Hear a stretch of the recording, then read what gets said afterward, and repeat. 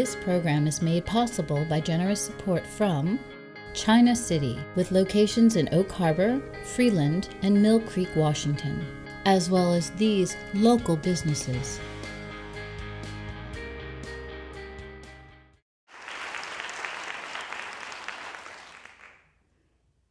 The first time I heard someone asked to be referred to as they rather than he or she, I didn't get it.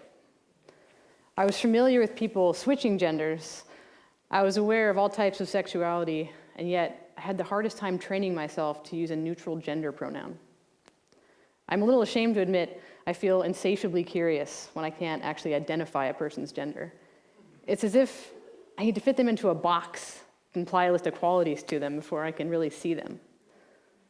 At my core, I know a person's humanity is worth acknowledging first and foremost. But it takes constant vigilance for me to not rely on gender when describing a person. Last summer, I had a chance to get to know two gender-neutral people while working as a photographer at a youth camp. They both wanted to be referred to as they, and I was happy to do so. By this time, I got it on an intellectual level. They felt neither like men nor women. I understood, but I still couldn't feel in my heart why this was so important to them. I was curious, so I asked one of them why they'd gotten their breasts removed. They told me it was because the energy they felt on the inside didn't match the body they were born with. It was like their breasts stuck out beyond the energy field of self they had come to know and identify with. It hadn't occurred to me until then that plastic surgery could actually be about comfort and identity rather than just vanity.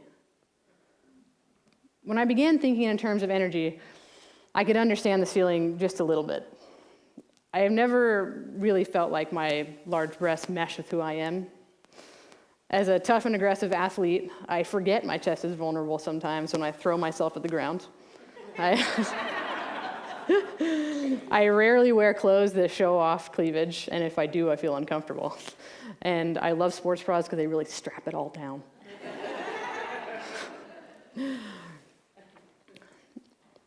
Lying in bed one morning, I imagined what it might be like to have smaller breasts or no breasts at all.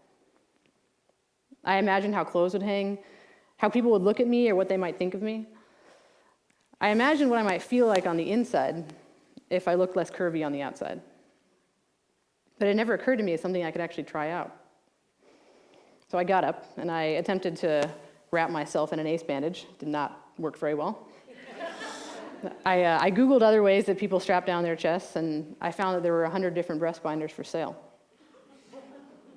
It hadn't occurred to me that there was a whole world of women out there who didn't want their breasts to show. So an idea for a photo shoot came to me.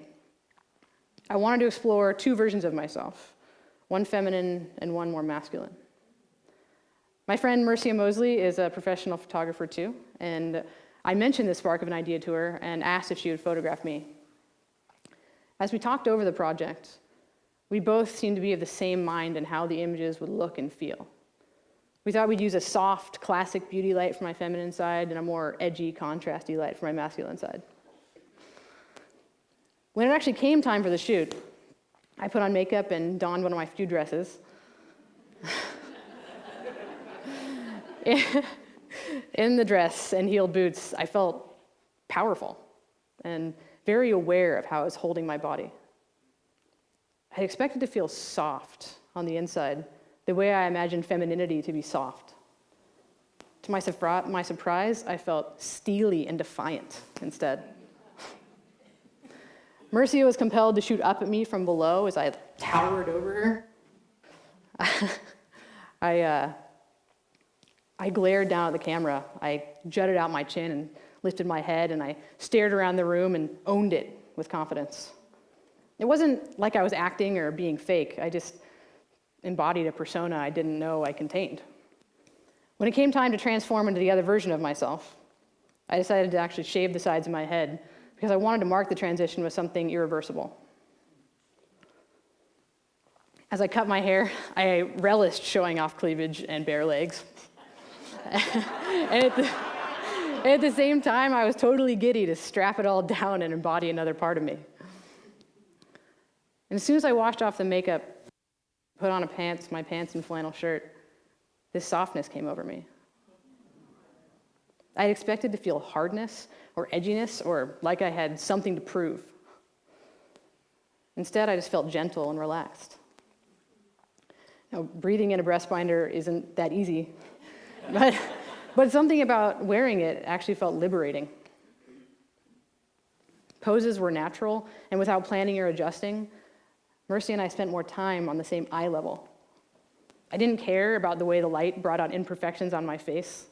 I didn't care that my blonde eyelashes were invisible. I didn't care how I looked the way I usually do.